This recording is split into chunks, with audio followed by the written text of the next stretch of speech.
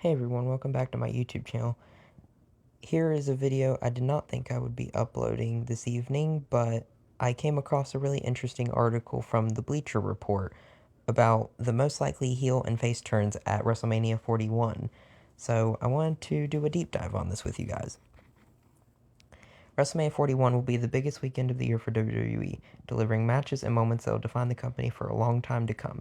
What will John Cena do to take the Undisputed WWE Championship away from Cody Rhodes and become a 17-time world champion?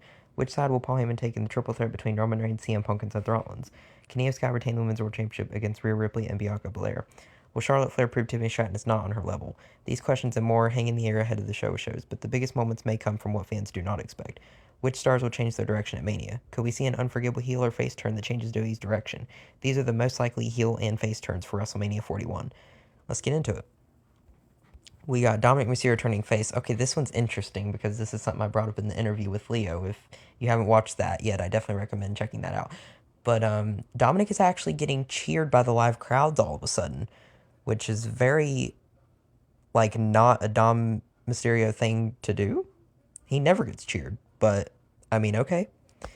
Do I see this happening? Probably not. But him and Finn in the match is interesting. That's an interesting dynamic, if you get what I mean, because, two members of the Judgment Day, and they've been fighting over the ice towel for a while now. So, I mean, you never know. Well, I guess we'll have to see on that one.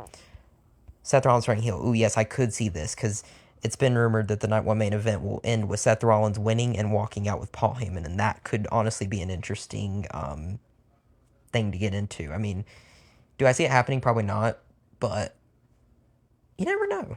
I mean, you never really know. Oh my god, speaking of Paul Heyman. Now we have Paul Heyman turning heel. This could be interesting. I'm just going to say that. We don't know who Paul Heyman is going to side with. Will he side with CM Punk? Will he go back to Roman Reigns? Or will he side with Seth Rollins? Because that would be a new, fresh thing for WWE to do. So, I mean, we'll see.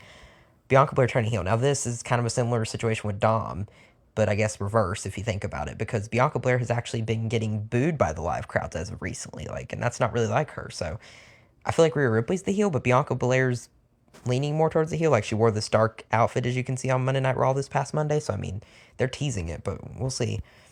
Ludwig Kaiser turning face? No. No. What reason do they have for this?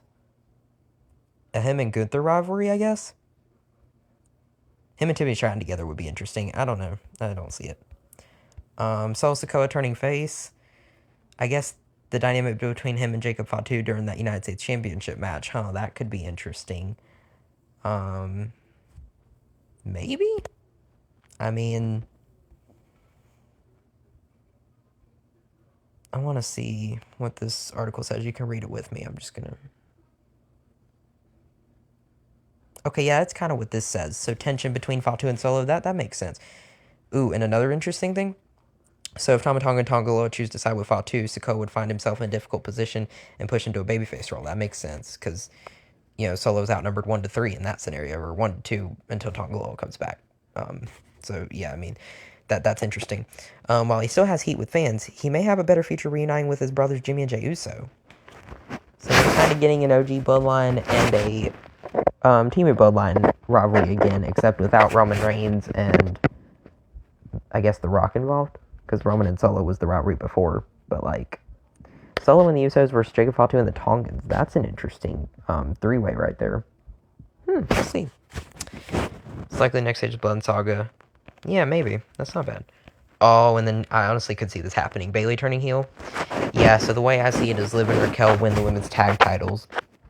And then Bayley's mad that she couldn't beat Lyra and she couldn't beat Liv and Raquel with the help of Lyra. So I could see Bayley turning on Lyra and then them starting a feud after Mania for the women's IC title. I could see that. I don't think Bayley will take the title off of Lyra, but I think Bayley will be a good heel to put over Lyra Valkyria, if that makes sense, for her next feud to come, on the road to SummerSlam or whatever. I could see that. I think a hot take maybe, but I think the one that will eventually take the women's IC title off of Lyra Valkyria is probably going to eventually be Roxanne Perez. I have a feeling Roxanne Perez is going to be a first-round draft pick for Monday Night Raw, and kind of like how Carmella Hayes was for SmackDown last year, and I think Roxanne will immediately get the women's IC title. I have a feeling, but you never know. And then that's 7-7, so is that everything?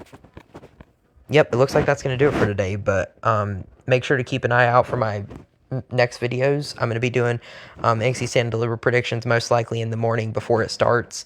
And then I will also be doing my review on the SmackDown Go Home show, which is currently going on as we speak, as I'm recording this.